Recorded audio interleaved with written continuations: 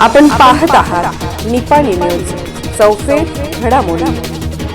पालिका अधिकाऱ्यांचं आश्वासन, त्या कर्मचाऱ्याच्या बदलीसाठी पत्र। नगरपालिकेतील एजंट राज तसेच दाखले देण्यासाठी होणाऱ्या पैशाच्या मागणीवरून संतापलेल्या नागरिकांनी गेल्या आठवड्यात थेट नगरपालिकेवर मोर्चा काढला होता।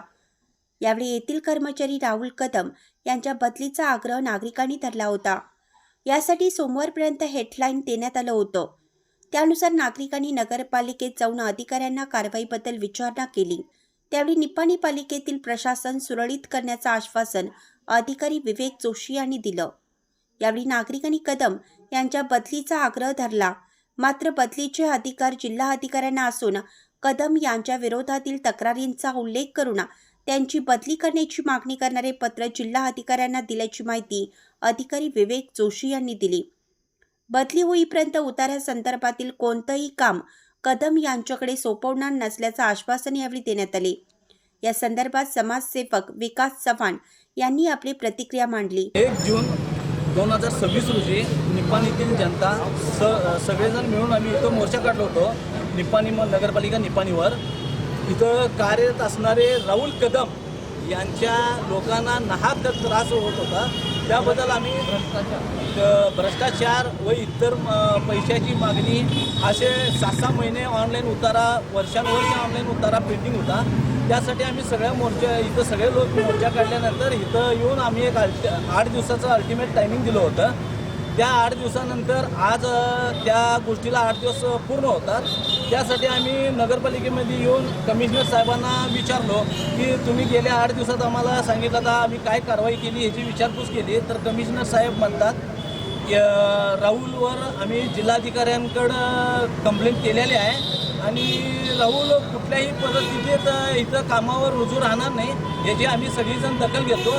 पुन्हा निपाणीकरांना कुठल्याही प्रकारचा असा त्रास होणार नाही याची ग्वाही देतो असं कमिशनर साहेबांनी सांगितलेलं आहे। त्या पद्धतीने आम्ही आज हा मोर्चाला स्थगिती देत आहोत। पण पुन्हा असं काही घडलं तर निपाणीची जनता पुन्हा गप बसणार नाही असं आम्ही याद्वारे कमिशनर व या प्रशासनाला सांगू इच्छितो। आंदोलनामध्ये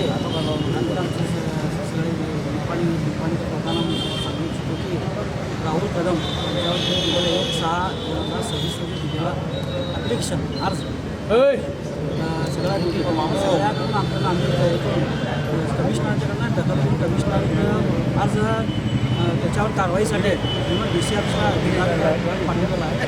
लवकरच त्याच्यावरती कारवाई होईल। त्यानंतर त्याला आता तात्कालिक म्हणजे त्याला साहेबांचं पण दुसरी कामं चालू आहे यायची कामं साहेब वाढ सगळं काढून घेण्यात येते। त्याचा असिस्टंट औद्योगिकला आम्ही काढून टाकलेलं होतं। दुसरं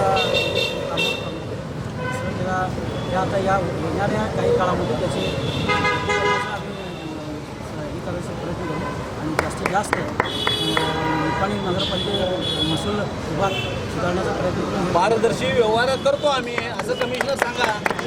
यावेळी विकास चव्हाण, अनिल भोसले, बख्तियार कोल्हापुरे, गणेश निंबाळकर, सुनील शेलार, जरार खान पठाण, चेतन चव्हाण, फारुख गवंडी, नंदकुमार कांबळे, अल्लाबक्ष बागवान, नावेद देसाई, सौरभ केसरकर, गणेश चव्हाण, खलील भगवान, सलीम मुल्ला, सोमनाथ कोरवी, हसन कोल्हापुरे, सुंदर पोटले, आजाज पकाली, गणेश संतोष लाखे, शुभम कोरवी, गणेश कोरवी, सूरज साळुंखे यांच्यासह नागरिक उपस्थित होते। अशाच अपडेट्ससाठी निपाणी न्यूजला सबस्क्राईब करा आणि रहा अपडेट।